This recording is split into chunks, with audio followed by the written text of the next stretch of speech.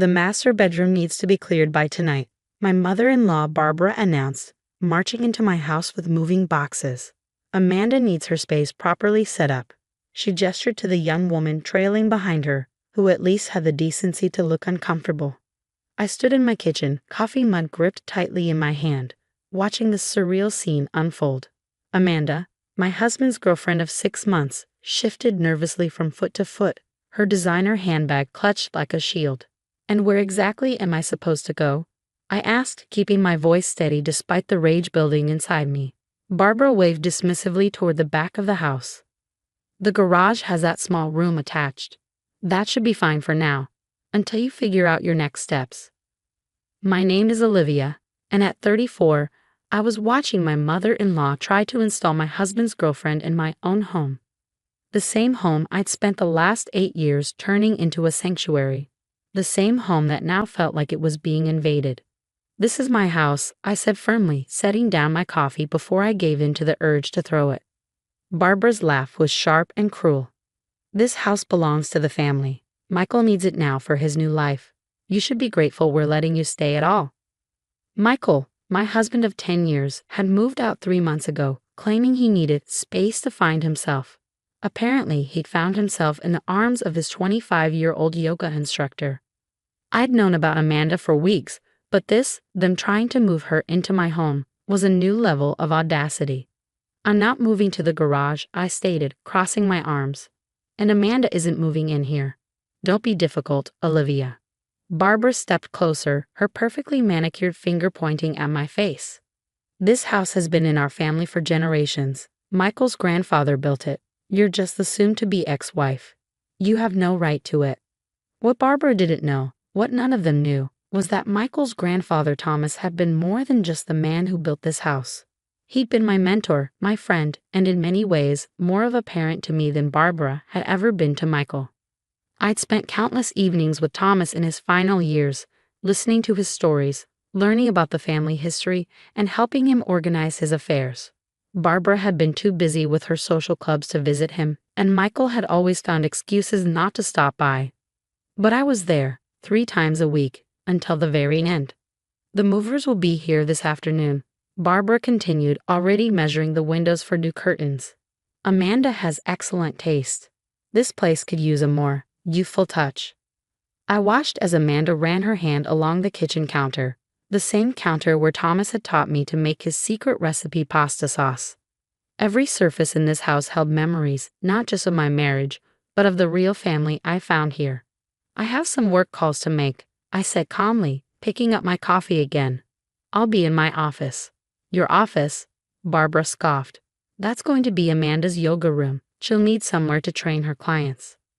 I closed my door on Barbara's continued demands and pulled out my phone. With trembling fingers, I dialed a number I'd memorized months ago.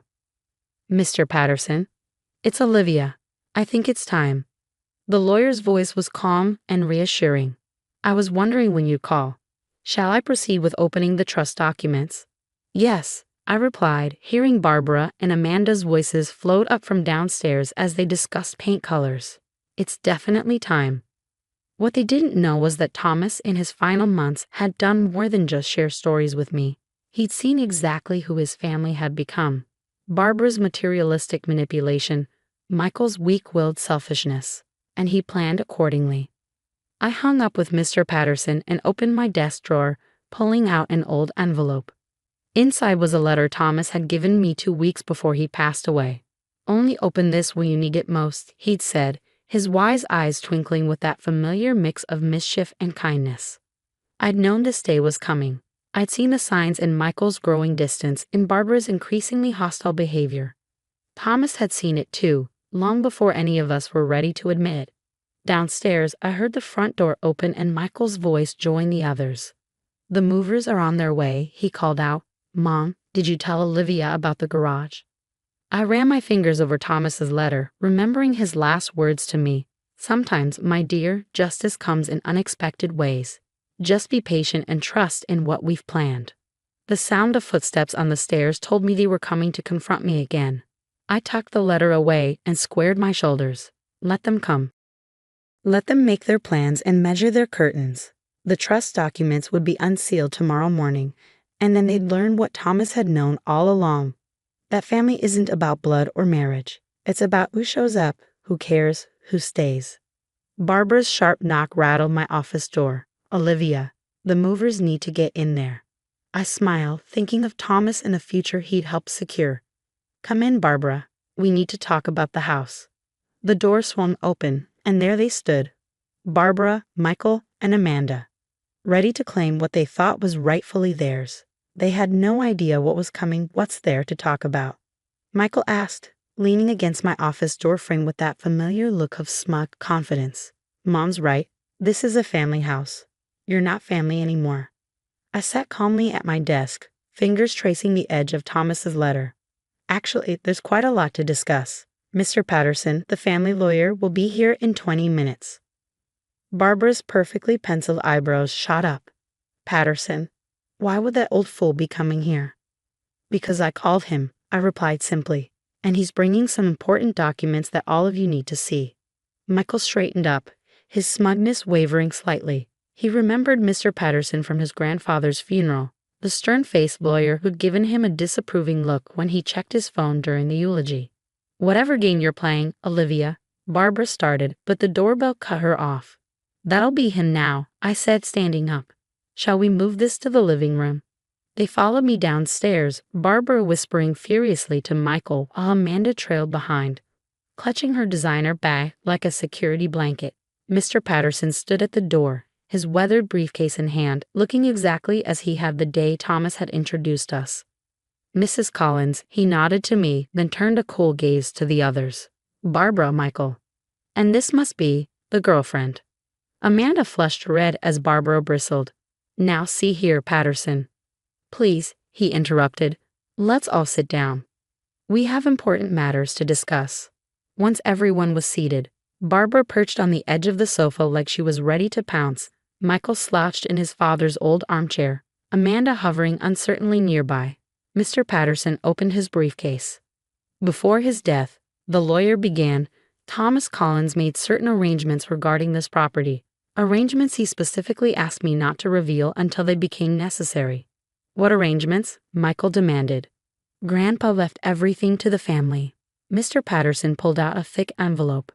Actually, Michael, your grandfather left this house in a very specific trust. A trust that named one particular person as its executor and primary beneficiary. Barbara's face went pale. That's impossible. This house has always passed through the male line.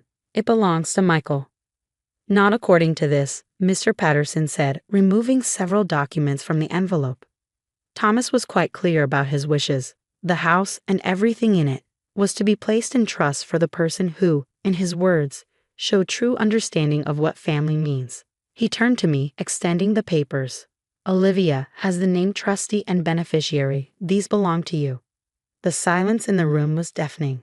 I took the documents, remembering all those evenings with Thomas, how he'd watched me care for his home, tend his garden, listen to his stories while his own family was too busy to visit. This is ridiculous. Barbara exploded, jumping to her feet. She manipulated him. She took advantage of a sick old man. Mr. Patterson's voice cut through her accusations like steel. Thomas was of completely sound mind when he made these arrangements. In fact, he specifically anticipated this reaction. He pulled out another paper. He left a letter explaining his decision. Shall I read it? Michael was staring at me, his face a mix of shock and dawning comprehension. He remembered all the times I'd invited him to visit his grandfather, all the dinners he'd skipped, all the family stories he'd been too busy to hear. To my family, Mr. Patterson read, if you're hearing this letter being read, it means you've forgotten what truly matters. This house was built not just with bricks and mortar, but with love, with the hope of creating a place where family would grow and thrive. Olivia understood this. While you were all busy with your own lives, she sat with me, learned our history, and showed me what it means to be truly family. The house is hers, to use as she sees fit. Perhaps this will teach you that family is earned, not simply claimed by blood or marriage. Barbara sank back onto the sofa, her face ashen. Michael stood up abruptly, running his hands through his hair in that nervous gesture I knew so well. The movers, Amanda said suddenly, her voice small. They're supposed to be coming. You should probably cancel them, I suggested quietly, since you won't be moving in after all. Mr. Patterson cleared his throat. There's more. The trust also stipulates that any attempt to contest these arrangements will result in the house being donated to the Historical Society. Thomas was quite thorough in ensuring his wishes would be respected. Barbara's mouth opened and closed soundlessly. Michael looked lost, like a child who'd just been told Santa wasn't real. Amanda had already grabbed her phone, presumably to cancel the movers. Now, I said, standing up, I think it's time for everyone to leave. I have some redecorating to do. I looked directly at Barbara, and I won't be needing that garage room after all. The days following Mr. Patterson's revelation brought a parade of reactions from the family. Barbara launched into damage control mode, calling relatives to spin her version of events before word got out that she tried to move her son's girlfriend into my house. Michael oscillated between angry texts and pathetic attempts at reconciliation. We can still work this out, he wrote one evening.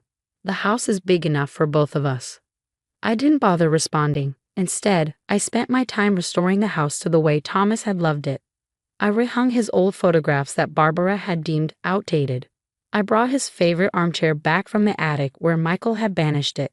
Each change felt like reclaiming not just my space, but Thomas's legacy. A week after the trust revelation, I was tending Thomas's rose garden when a car pulled into the driveway. It was Amanda, looking considerably less confident than the day she'd walked in planning to take my bedroom. Can we talk? She asked, hovering by the garden gate. I gestured to the patio chairs. 5 minutes. She sat, fidgeting with her bracelet. I didn't know, she burst out. About the house, about Thomas, about any of it. Michael told me you were just his bitter ex who wouldn't let go. And you believed him, I said, not unkindly. Just like you believed Barbara when she said you could move in here. Amanda looked down. I'm starting to see why Thomas chose you. Michael. He's not who I thought he was. Last night he suggested we try to contest the trust anyway, said we could figure out a way around it. I couldn't help but laugh. That sounds like Michael, always looking for the easy way out. I ended it, she said quietly. This whole thing opened my eyes. I don't want to be part of a family that treats people this way. As she left, I thought about Thomas and how he would have appreciated the irony. His final gift hadn't just secured my future, it had revealed the true character of everyone involved. The following Sunday, I hosted my first dinner party in the house since everything happened. I invited Mr. Patterson and his wife, along with a few close friends who'd supported me through the divorce. As we sat around Thomas's old dining table, sharing stories and laughter, I felt his presence in every corner of the house. Barbara made one final attempt at confrontation, showing up unannounced one morning with a manila envelope. These are photos, she announced, dumping them on my kitchen counter. Proof that you manipulated Thomas. I'm taking them to my lawyer. I calmly slid them back toward her. Go ahead. And while you're there, ask your lawyer about the consequences of contesting the trusts. I'm sure the Historical Society would love to give tours of this place. She left, but not before I saw the defeat in her eyes. She knew she'd lost, not just the house, but the power she'd wielded over the family for so long. Michael moved to a different city shortly after. I heard through mutual friends that he was telling people he'd left the house to me out of kindness, rewriting history to protect his ego. That was fine by me. I had the truth, and more importantly, I had Thomas's legacy. 1 year after the failed attempt to move Amanda in, I sat in Thomas's study, surrounded by his books and mementos. The house felt more like home than ever, filled with the warmth and history he'd always cherished. I opened his letter again, the one he'd given me before he died, and read the last lines that had given me strength through everything. My dear Olivia, a house is more than walls and a roof. It's a vessel for love, for memories, for the kind of family we choose rather than the one we're born into. You understood that when the others couldn't. Take care of our home, and let it take care of you. With all my love, Thomas. I folded the letter carefully and looked around the study, at the life Thomas had built and entrusted to me. Barbara and Michael had seen this house as a possession to be claimed. They never understood that it was really a gift to be earned through love, respect, and genuine care. Outside, Thomas's roses were blooming, their fragrance drifting through the open window. The house felt alive, not with the chaos Barbara and Amanda would have brought, but with the peaceful energy Thomas had always cultivated here. In the end, the property trust hadn't just given me a house. It had given me the freedom to honor Thomas's memory in the way he deserved. And somewhere, I knew he was smiling, satisfied that his home had ended up exactly where it belonged.